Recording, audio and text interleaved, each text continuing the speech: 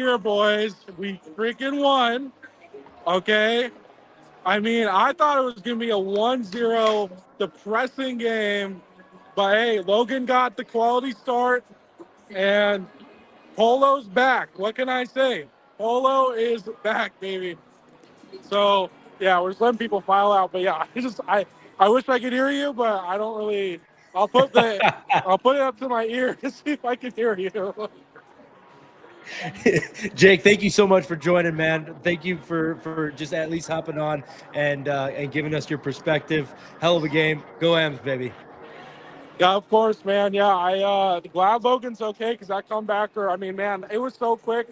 I like in person, I couldn't even see the ball. I just saw it hit off of him, and I'm like, glad he stayed in.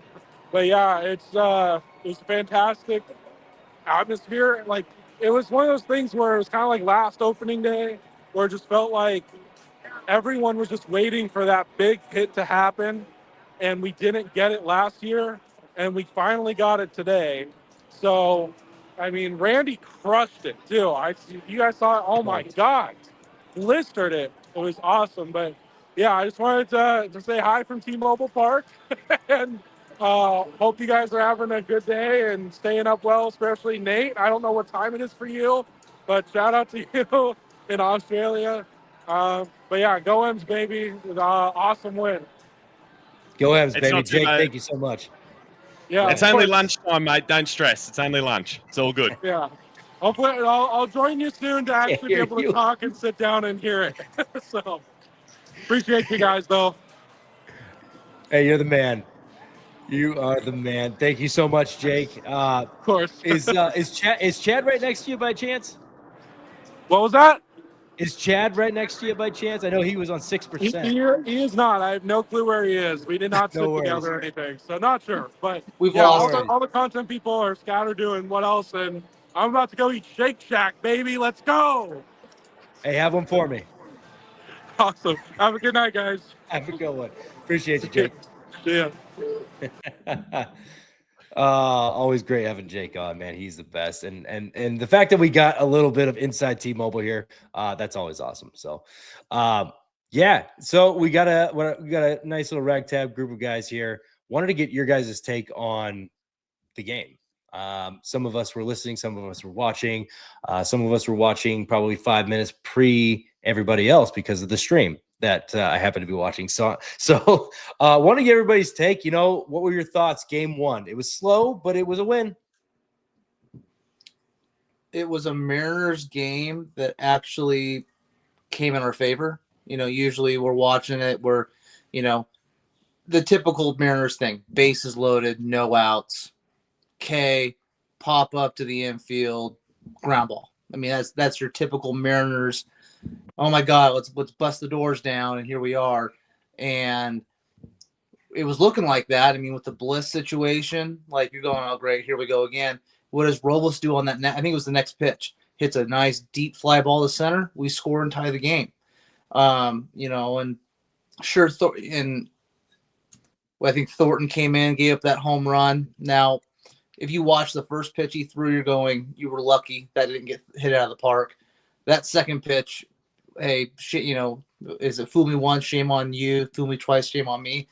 Kind of exact that situation. But the Mariner offense being resilient, I think, you know, we get on base again. We move some guys around. Well, no, sorry, it was the beautiful Ruzarina bomb that I don't think landed yet. And then Polanco with a great at bat, 2-2, hits an absolute missile to center field, and you know Munoz does what Munoz does. So I think just collectively you saw a Mariners team that sure, I mean they're putting people on base, right? It was just and I think that's always been their gig is they get people on base, but they can never push them across. And you know we finally saw that. I think with this lineup that we have, it might be deeper. Now here's a take that might age very, very poorly. Well, hopefully it doesn't. Did Jerry know more than we did? You think about this offseason of just nothing happening. We're thinking, oh, it's because it's Stanton, no money. Did Dipoto know something we didn't? And we just were expecting to see more. I mean, the lineup didn't look bad. I mean, sure, it was a little bit of a struggle, but people were getting on base, whether in maybe not by hits, but they were walking. They were getting on base one way or the other. And so it's that. I don't know. I mean, it's a very intriguing lineup now, and I'm kind of excited to see how it unfolds.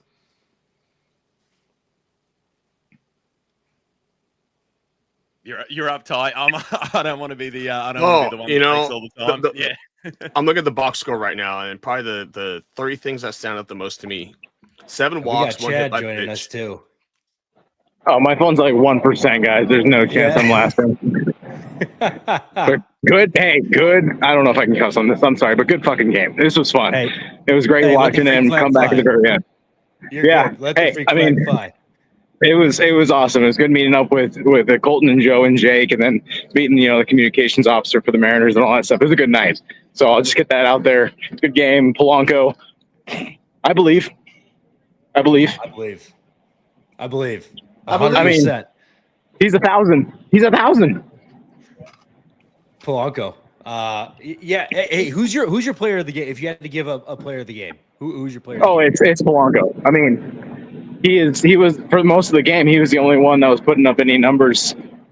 He was the only one with 2 hits. So I mean, he's got to be the one that is the player of the game. I understand Randy put on Monster Blast, but even if Polanco showed up, he would have at least tied the game. Or actually, yeah, he would have tied the game. So either way, I mean, he contributed in a major way.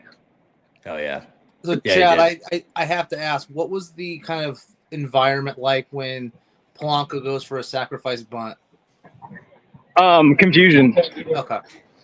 A lot of people were like, "Why?" But then, of course, like the way it transpired, it worked out. But I don't think fans really understand that this is a small ballpark. This is not a home run field, and I think majority of fans that don't really look too much into it, they're missing the point that we broke the record for most wins from high average, low home runs.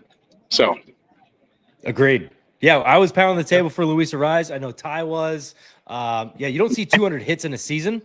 And so that plays in T-Mobile Park, and you see Victor Robles kind of turning the corner in his career because he's that type of player. So, yeah, I agree. I think your whole lineup And shouldn't Bliss. be that. and Bliss. Yeah, and like Bliss. if he can get up, Bliss is- as soon as he gets that average up, he's gonna be stealing bags. They're gonna start calling him Mini Ellie. Yeah. I'm about to Hey, get hit I'm by still- a car. I'm still pounding the table for Astoria Ruiz. I'm hoping they get him. He's another one of those types that could at least steal 60 bags a year. Yeah. But has a chance to do some other stuff too. I'm okay with it. I Because mean, the A's aren't using him. A's aren't using him. So no, Okay. and I mean, I'm still surprised, and this might cut out anytime, guys, because I have 1%. But Jacob Wilson, kind of impressive today.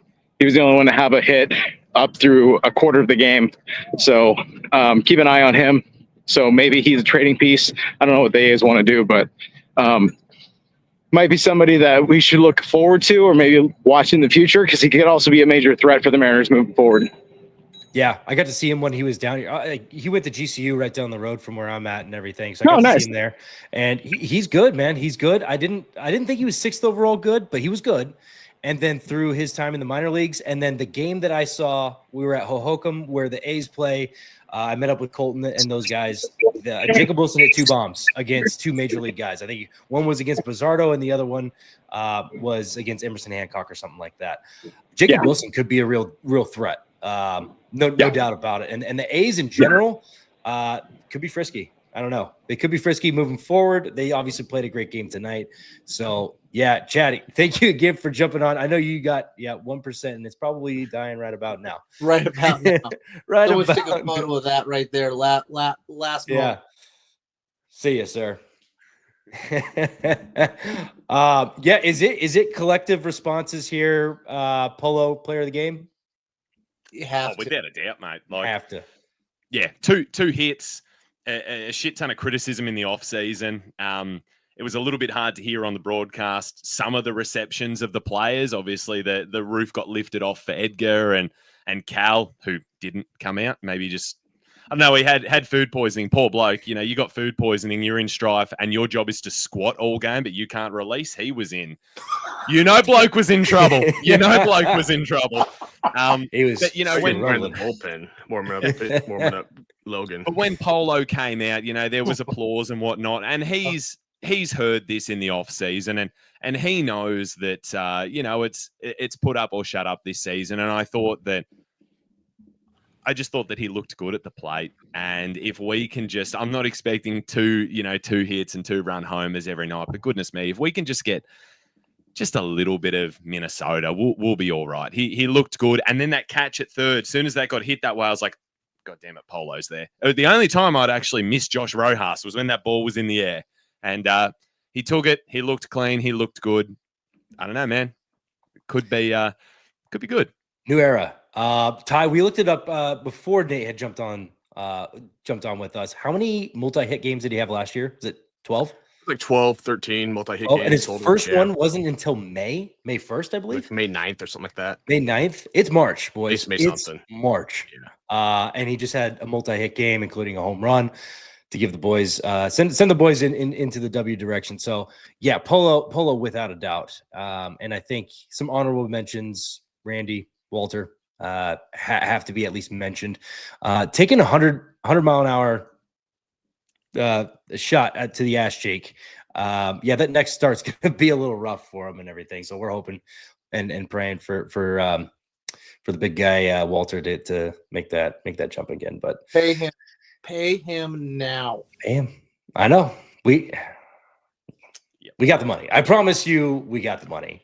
Because even if they make the deal for next year, Garver's gone. Mitch Haniger, you're not paying him anymore, which that's another thing that Ty and I brought up today. Does Mitch Haniger get through everybody and come back to the Mariners on a minor league deal? Does he? I mean, it's a chance. I'm not saying it's going to happen, but the chances are definitely there. I feel like he has a good history with the Mariners. I feel like he loves playing for the Mariners. So yeah. But do you think he's just dumb? Do you think he's just dumb playing? Do you think he's just dumb? I mean, the guy made $15 million to really do nothing. Well, if he is, hear me out. He's got to be in your dugout at some point, right? He's got to do something. He's got to be like what we were saying about Justin Turner when he's done playing. I'm really hoping they bring him onto the Mariners, kind of like they did with Stephen Vogt. Stephen Vogt was that same guy, and man, if they would have had Stephen Vogt as the manager and fired Service, look, I think we would have been in a much different place right now. But we got Dan Wilson. We're heading in the right direction. It's all positive from here. So I want to keep it positive. But man, there's a lot of stuff that you could have done just a little bit different. So yeah, Mitch Haniger being involved at some point, I think just makes a lot of sense. And hopefully he understands where he's at in his career and he makes the best move for him, whatever that may be. If he gets a job with the Marlins, plays the outfield, whatever it is, good for him. We're all going to root for him. I don't think anybody's out here not rooting for him wherever he goes. Other thoughts? We saw Trent Thornton come in an exclusive situation, high leverage, which we all kind of agree. Any other thoughts on how they managed the bullpen? I mean, Thornton's a stud. I think he just threw the first pitch he threw, he got lucky on, and the second pitch he threw kind of deserved what he got. I mean, it was I think it was a little slider that kind of came, belt high inside on a lefty. In this ballpark, I mean, that's going out. Especially with the guy that was dialed in tonight. Soderstrom was dialed in. I mean, you should have been playing him. If you look at Severino living on the outside, backdooring those lefties, that's been Thornton's mindset for this game, or at least that at bat. And we saw the result. But again, it's one at bat. I think he'll turn it around. He's solid. He's got great stuff. I mean, they even talked about on the commentary just the fact that he's a starter with starter stuff in the bullpen. So you're looking at a guy with 4 pitches. That's great to have. It's just stroke of luck. He'll be fine. I think he's sort of the guy that gets thrown in. Like when people are doing trades and they want to, or a hypothetical trade, and they want a guy to throw in, they go to Trent Thornton, and I feel he gets disrespected a little bit. Yeah, it's sort of, oh yeah, Trent Thornton's down the back. Well, no, he's a valuable piece that can come in. He can take up a couple of innings if that starter has a bit of a mare. Like you said, Kyle, he's got a little bit in his arsenal. It's decent enough stuff. I just think that potentially under Scott Service last season, maybe he got a little bit of the Demo treatment where it was wrong place, wrong time. You know, guy's got a role. Play the guy in the role and the guy's going to succeed. But if you're expecting him to go over and above, he's going to get overexposed. And then, you know, we are going to get torched. So, yeah, I think sometimes that criticism of Trent is, a little bit unwarranted. Yeah, Also, Ty. Yeah, go ahead. Oh, I was just going to say what's people's take on the Rayleigh Rowdy situation? Like having Rowdy in the infield, but having Rayleigh DH. Just to me, athletic wise, you know, just kind of threw me for a loop. I don't know if there was maybe I haven't seen Rowdy enough to go, no, he's actually, you know, a above average first baseman, but just seemed like a really odd kind of swap there. I think looking at the way you have that shift and seeing what we saw in spring training, seeing the boys together, Arozarena is not a bad outfielder, but Luke Rayleigh really separated himself on that side of it. And I feel like you gotta reward that. And he's not a bad first baseman either. Don't get me wrong. Rowdy Tellez just has more experience. And I feel like that's, you got to go with the experience when it comes to first base. So you put Rowdy at first. I think moving forward, at some point in this season, I think it makes the turn to where Luke Rayleigh's in your outfield, probably playing left field because Victor Robles on any other team is a starting center fielder. So you put those three in the outfield, you have a dominating outfield, and then you have Arozarena as your DH. I know some other people have called this out, and I just wanted to kind of bring that to the forefront because I think the reason why they're putting Arozarena in the outfield right now is to kind of keep him happy. You know, after everything that went down last year, you're trying to keep him happy, and understandably so. You want to try and keep him happy. You want to please him to make sure that he's comfortable and he's performing to his best abilities. Because Luke Rayleigh's just happy to be there. At least that's the attitude that he comes to the ballpark with that I see just from watching the games, and I feel like that's truly his mentality. Is he's like, hey man, just put me in the lineup. I'll do whatever I can. Whereas Arozarena, well, maybe you don't know, but you don't want to test it. So maybe earlier in the year, that's kind of how it's going to play out. And Luke Rayleigh will spell first base, and then he'll also spell in the outfield. He'll just kind of play wherever. But I think at the end of the day, the core lineup, the one that you go to the playoffs with, I think that's it. I think Luke Rayleigh heads to the outfield and the Arozarena heads to DH, and that's your best ultimate lineup, in my opinion. That whole thing really quick, just Rowdy Tellez was last year at first base was worth 2.8 UZR per 150, which means he saved you 2.8 runs per 150 games. On the opposite spectrum of that, Luke Rayleigh cost just 6 runs per 150. Yeah, at first base. Yeah. So, now small sample size for Luke Rayleigh. It's only 275 innings, whereas for Rowdy it was like almost 1,000 innings last year at first. But I was wrong. Apparently, I thought Luke Rayleigh would have been a much better. The numbers would have supported Luke Rayleigh was better at first, but apparently the numbers support that Rowdy Tellez is a much better first baseman. And Luke Rayleigh's been, when you look at Fangraphs, he's been bad his entire career at first base. -8, -14. Last year was his best year defensively at first base at -5.6 UZR per 150, which is really bad. Yeah. Nate, you were about to say something. Yeah, and I lost my train of thought, but I'm glad I did because I was the other way too, Ty. I was thinking as soon as I saw you shaking your head, I was like, God, I don't want to be that moron that does that too. I was on the same train as you because Luke didn't look bad at all last season, but I think it comes down to a bit of mentality.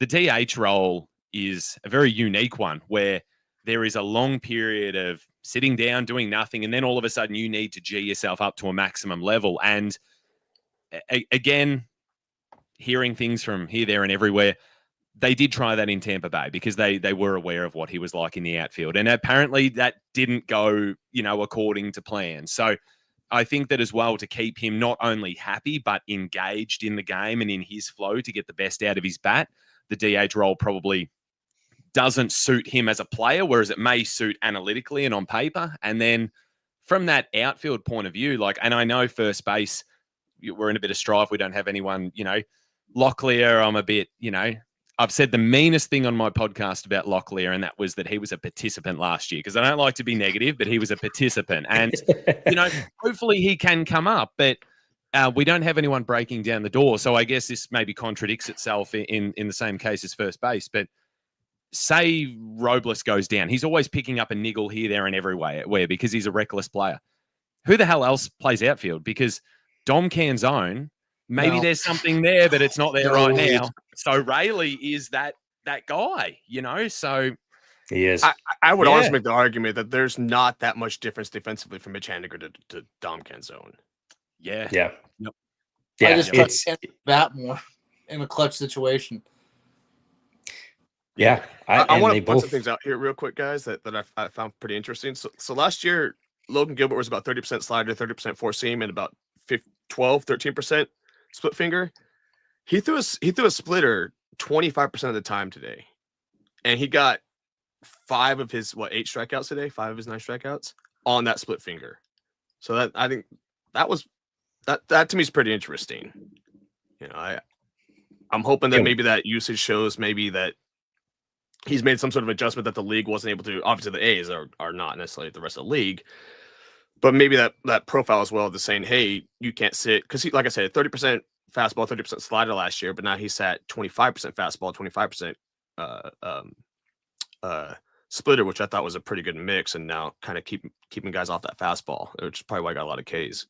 So yeah, we talked about pitch usage and everything, and how Luis Castillo, when he was dominant with the Reds, he was throwing 30% changeups, and now he's down to 15. They've cut it in half, and it's like, all right, like the velo's starting to tick down, and I'm wondering if that doesn't have to deal with some sort of formula that they've developed with their pitchers, because I mean we've been blessed, knock on wood. They have done such a good job of keeping these guys healthy comparatively, and so I'm wondering if that doesn't play a factor. But if it doesn't, if you're looking at just purely what guys are good with, well, he's best when he's throwing more changeups, and so I'm wondering if that doesn't also surface this year under new management, under Dan Wilson, and under him having a good relationship with Cal Raleigh, and Cal Raleigh understanding, hey man, he's good when he throws his changeup. I'm wondering if that doesn't surface at some point this year, and maybe even George Kirby turns a corner. So yeah, it's one of those things where it's a good call out. It's a good call out to say Logan was X pitch usage, and we saw him really shove tonight, even after getting absolutely blasted. Because how many pitches? Wasn't it nice what did he end up with? Because he was pretty efficient. Like, was he 80 through 7? It was 83 total pitches through 7 innings, 7 complete innings. Yeah, you don't normally see 80 odd pitches with 8 strikeouts. No, that's a good day at the ballpark. Right, wasn't it 8 for him, or was it? He had 8. He had 8 with no walk. Yeah, 8. Yeah, 2 hits. yeah. 8. 2 hits. 8. 83 pitches. That's incredible efficiency. I mean, it was nice to see him not get rocked, though, after giving up that one. Yeah, remember last season, it'd be like, okay, Logan's going to be amazing until he gets tanked. And then it's potentially going to be one after the other. And that's where my criticism of George Kirby comes in, whereas Kirby doesn't seem to be able to pull himself out of that hole mentally. Mm-hmm. Whereas Logan, and it can be hard to read his body language because he's such a stone figure on game days, but seemed like he was able to sort of rebound mentally and continue. Whereas last year, it could get rough. So that was something that I was pleased with, that it was only the one, and then he dialed back in and, was making blokes look silly again. And I'd like to see if that's due to Dan Wilson saying, hey, just let the guy go. Like, don't try to recreate the wheel in the next 3 pitches. And yes, I know Scott Service was a catcher and was a catcher for a long time, but I feel like he himself was kind of, well, I'd like to do this, but as long as Dipoto says it's okay. I think Dan Wilson's kind of got that.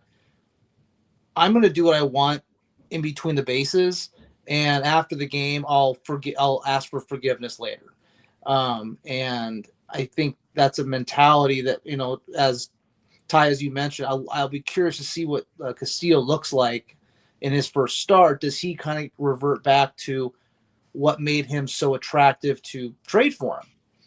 where he's, because I think a lot of his, I mean, you see his pitches, he's got great movement, came from the same slot. And so that changeup's massive, especially when you think about not only does a hitter have to, think of, okay, movement, but also speed. Now there's two different focal points that you're trying to think of in if it were 95 mile an hour fastball, it's like, 0.3 seconds of reaction time. Now you're dealing with, okay, maybe it's 87, 86, but now it's got, vertical, horizontal movement. And that guy's got confidence in that pitch. Sometimes you just have to say, screw the analytics. What do you feel like throwing today? What are you feeling good about? What do you feel comfortable? Because it's different. You felt good throwing your changeup in the bullpen. You got on the mound, and it's like, I don't have a feel for it today. All right, that's cool. What do you feel? I think it's that trust. You and I both played. Has there ever been days where you're just not feeling a certain pitch and you scrap it for the day?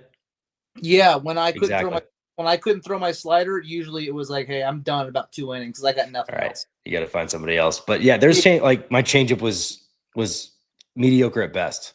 And my split finger was just, it was one of those pitches that it was either on or off. And so, yeah, if I wasn't feeling it in the bullpen, I'd be like, hey, unless we have a five run lead and we got this guy 0-2, I'm going to stay away from throwing this. And if it's not the middle of the lineup, if we're 3, 4, 5, let's stay away from throwing this. But yeah, and we've talked about this at least a couple of times, but I wanted to surface it with Nate being here and everything.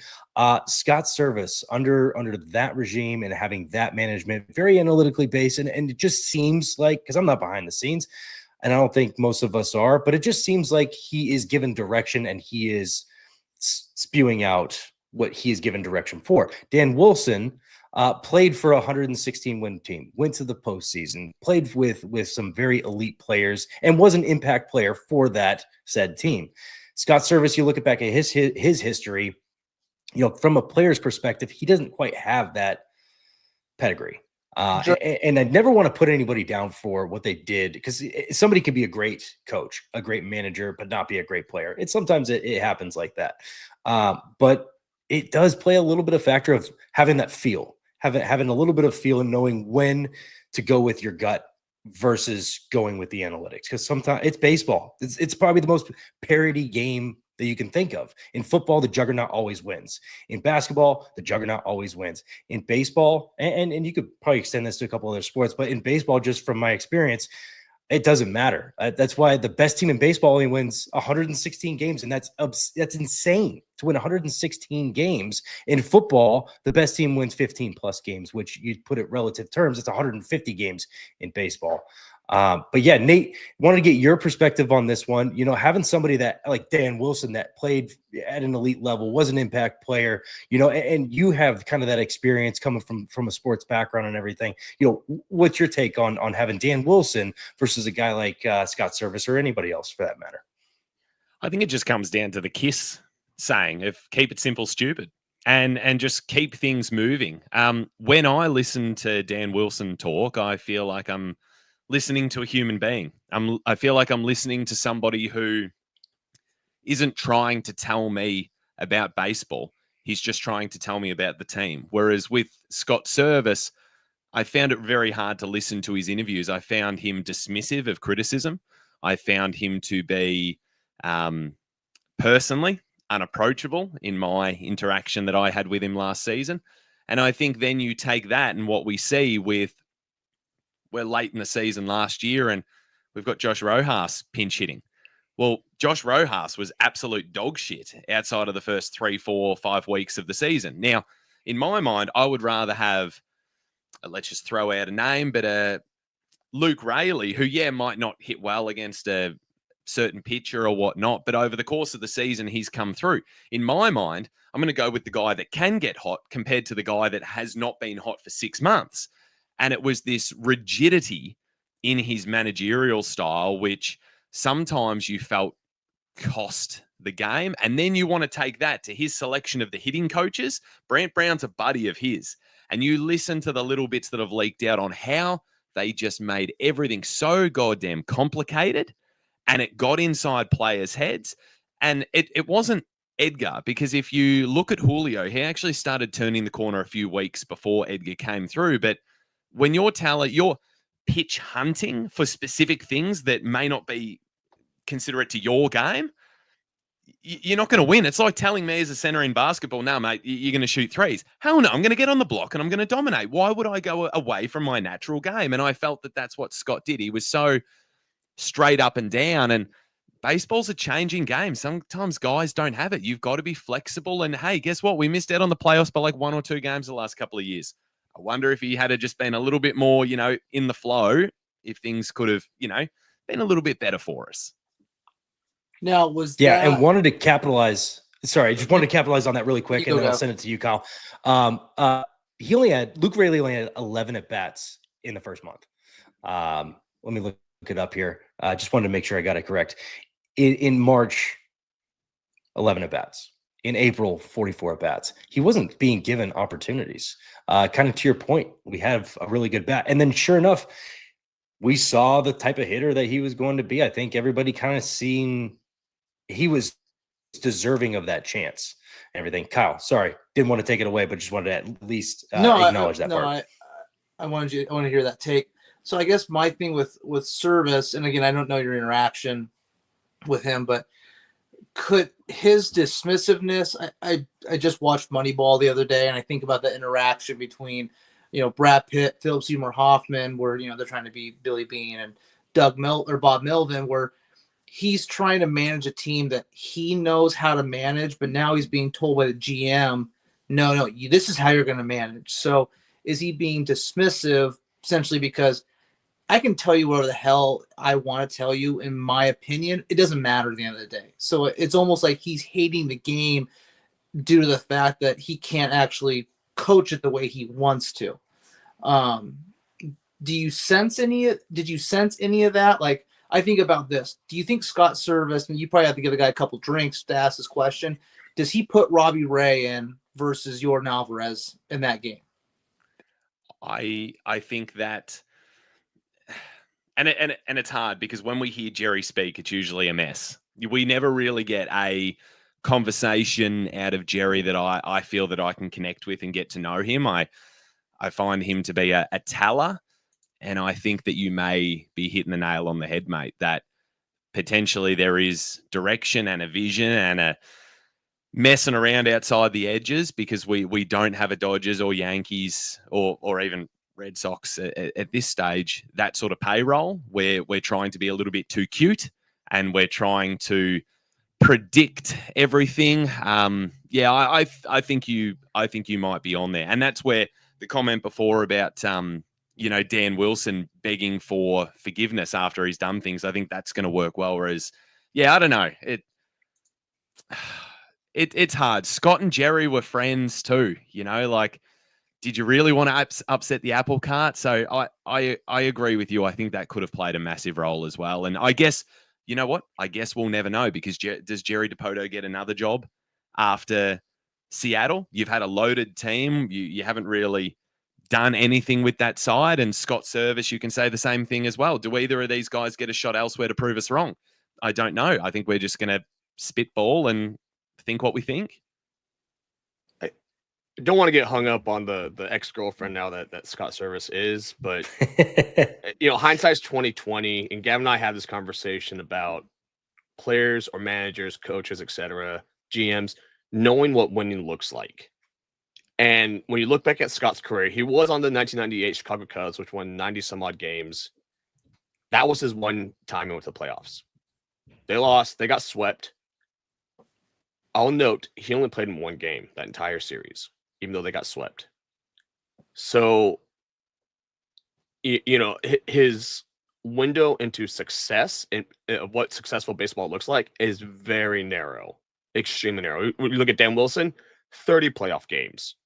Right, was never being benched during those playoff games because he wasn't good enough during that time. And that's kind of what I'll get at with, I'm not saying that Dan Wilson knows what a World Series team looks like, but he knows what a winning team looks like. I don't know that Scott knew what a winning team looks like.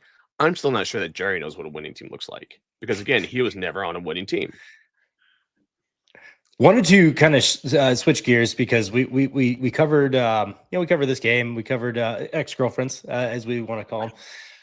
Moving forward to the rest of this series, we got I think Jeffrey Springs going up against who do we got tomorrow night for the boys? We got Bryce Miller. Luis Castillo. Luis Castillo. Sorry, want to make sure I got that one right. But yeah, we got those two matchups, and Jeffrey Springs is a great pitcher coming from Tampa Bay. What does tomorrow look like? Is it going to be another 2-1 game?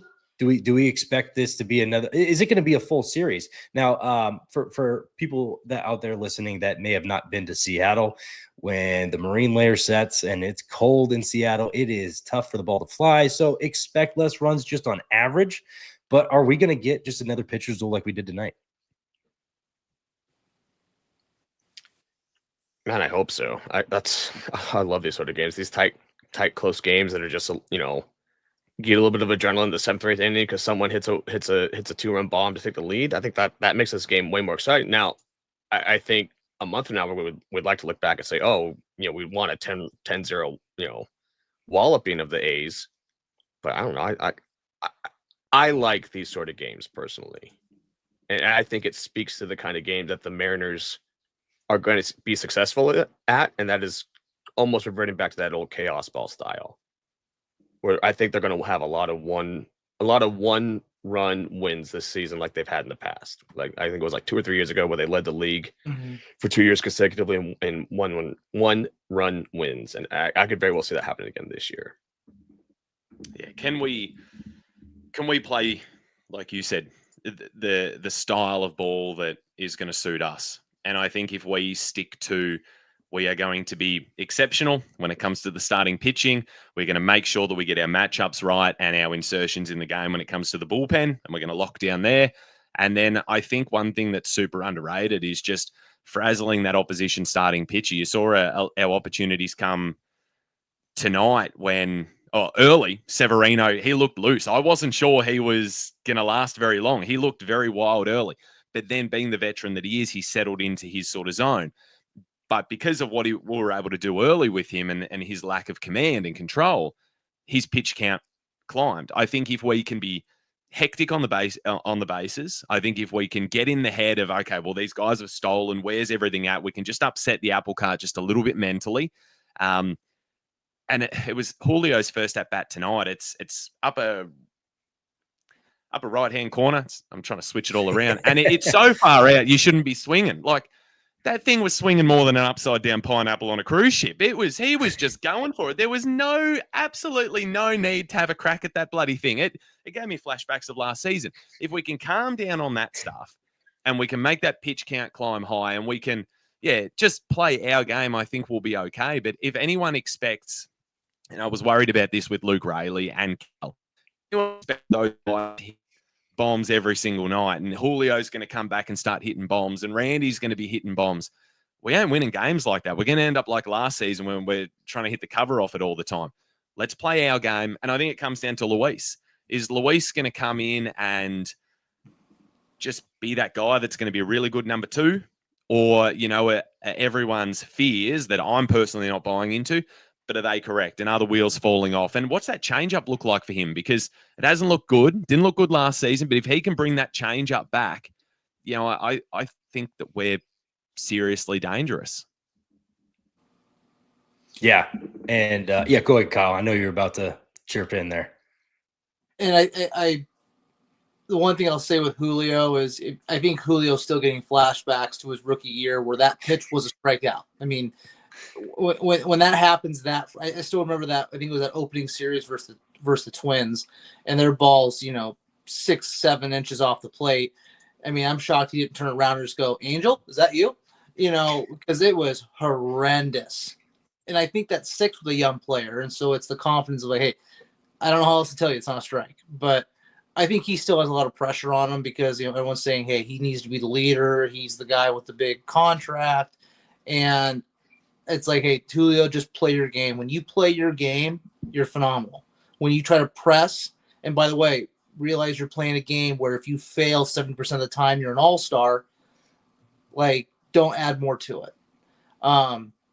to Ty's point of the percentage of changeups and success, I'm with you there, Nate. Like I want to see his changeup. It's one of those things with pitching. Like you can't go out there and say, okay, I'm going to throw my slider as well as I did in my prime as I do now if I took 3 years off. It's a relearning tool. So it's like, okay, did he come into this season with the idea of, hey, I'm going to utilize that more and make that a focal point when I'm training? So it'll be curious to see how he goes. That's what I wanted to add on that one. I'm really just, but I guess the last part is I hope to see, and I think this has always been kind of the Achilles heel for the Mariners is contagious hitting.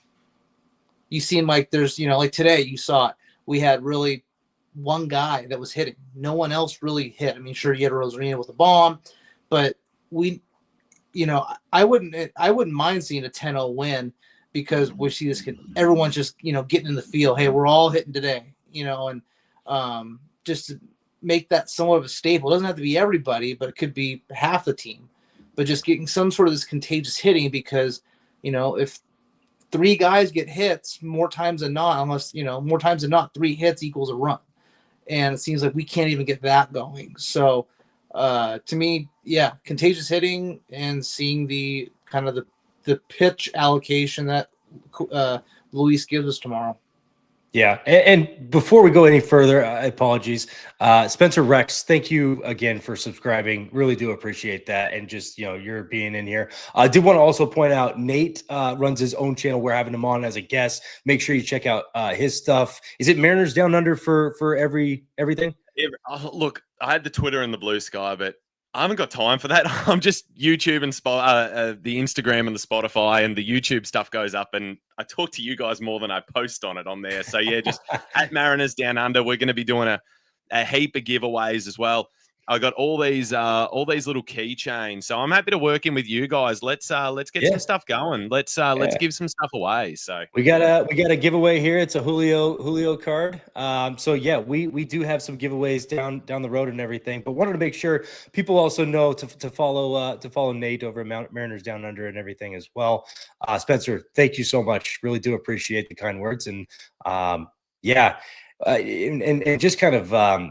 We took a look at last year. We had a 10-game lead, right? It was I want to say it was May, right around May-ish, where we had a 10-game lead, and we just saw the wheels start to fall off and head in the wrong direction.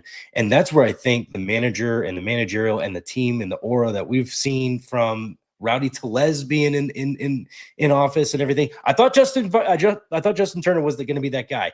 I was really advocating for them to bring him back because I thought he was that guy. But it looks like maybe the team that we have right now, adding in Rowdy Tellez and a couple other smaller pieces, that's all you need.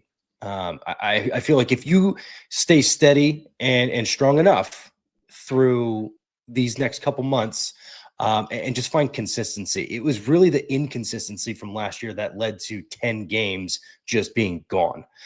So finding that consistency, you want to see the 10-0 win. It's more exciting for us as fans to see the 4-3 win or the 4-2 win as we saw tonight. But I think from a perspective that we kind of saw, just looking at the Mariners' history of it all, we do want to see like one game a week where you just break the bats open and just go out and put out 8 to 10 runs and just really show dominance on that side of it. If you can make that small change where you show a little bit of dominance that these boys are here to play and that you can string them all together, I think that's the big difference between having that 10-game lead last year and this year, which I think they have the guys to do it.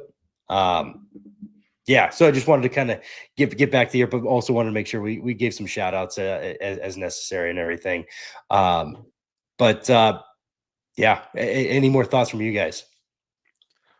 I just think Go ahead, Nate. Let's go. Like let's just launch into the season. Let's just embrace it. I mean, I don't know about you guys, but I get very lost in the off season. It just doesn't hit right. It's the games are on during the day when I'm at work, so I get to listen to them, and I feel like half of my work day just flies by, and it's a good thing. Whereas over our summer, it's the time where I should be outside having a barbie and enjoying life, and I've got cricket or some rubbish on the television. So it's good that baseball's back. I hope we can keep those vibes. Randy looked happy running out tonight when he was introduced, and it didn't seem to be a fake happiness. It seemed genuinely happy. I know his first at bat or whatnot was a little bit rough to watch, but hitting that bomb, hopefully that's got the vibes going, because I actually think he's going to be the pendulum that swings our offense this year. If we get a good attitude and 100% bought in Randy, we're flying. If not only do we lose somebody in our lineup hitting effectively, but what does that attitude do within the locker room itself? Do we start to get factions? And we know this is a very tight group. We know this is a very unified and friendly group. And I would hate to see that, because we're probably getting 10 wins a year just off the vibes alone. You know what I mean? If we suddenly got that drama, you can kiss goodbye, because I think we're anywhere from 85 to 88 wins. I think we can get to 90 if we're lucky. I think we don't need to be any higher than that to win the division. We're all going to beat up on ourselves enough. But if we can keep solid all through the year, we can go. And yeah, I mean, what else is there to say? It's game one. Let's not read too much into it. Let's address it after 10 games and again after 20. And by the time we get to game 50, we should know who everybody is for the year. But yeah, just don't panic. But for God's sake, Julio, please stop chasing that stuff on the outside. Goodness me. I want to yell Julio in our house, and I can't. I'm just going to go ahead and say it. You can't win 162 games if you don't win the first one. We got the first one. 162-0. Here we come.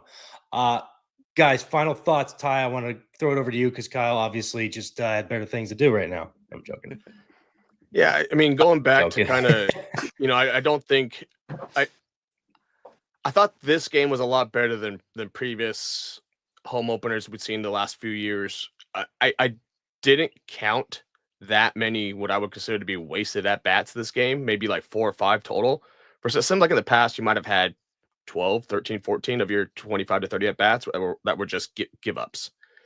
And I did not get that vibe today. It felt like there's maybe like 4 or 5 of them, but for the most part, it was the vast majority of at bats being productive at bats, whether you're working the count, whether you were making solid contact, even though it resulted in an out.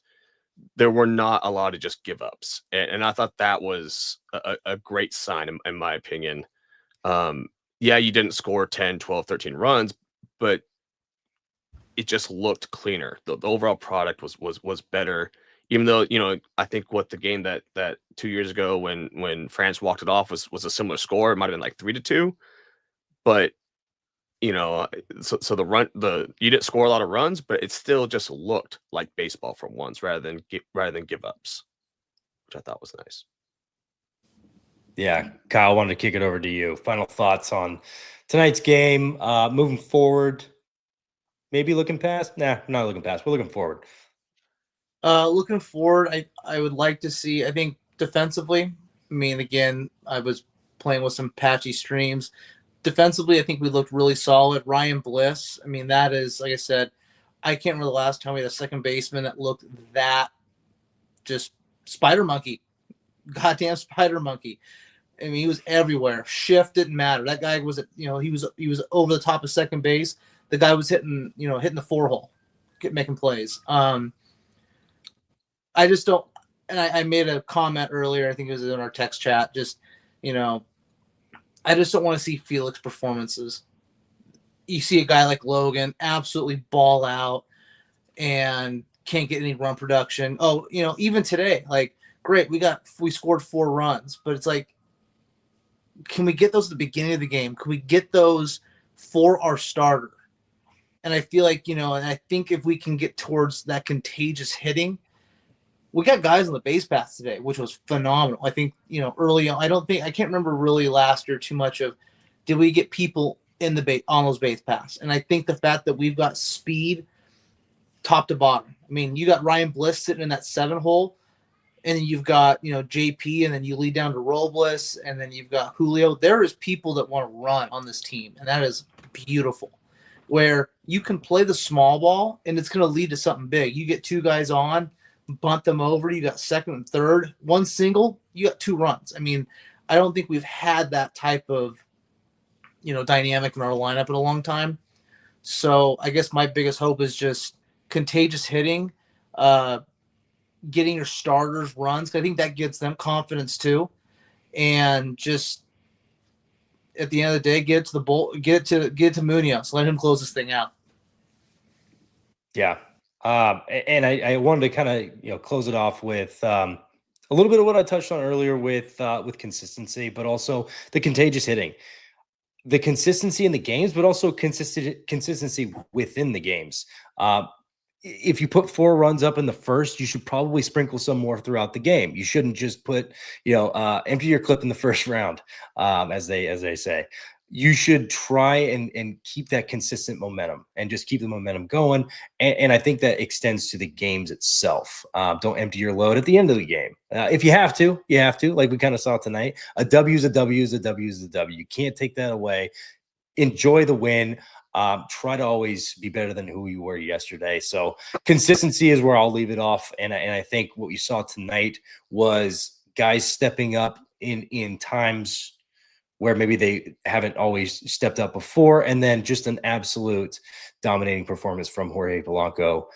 Nate, can't thank you so much. Thank you so much for being on here. You're always welcome to join any of our lives. I know we're going to be throwing more down the road. Man, this was fun. Opening day. Happy opening day, by the way. But yeah, Nate, thank you so much, man.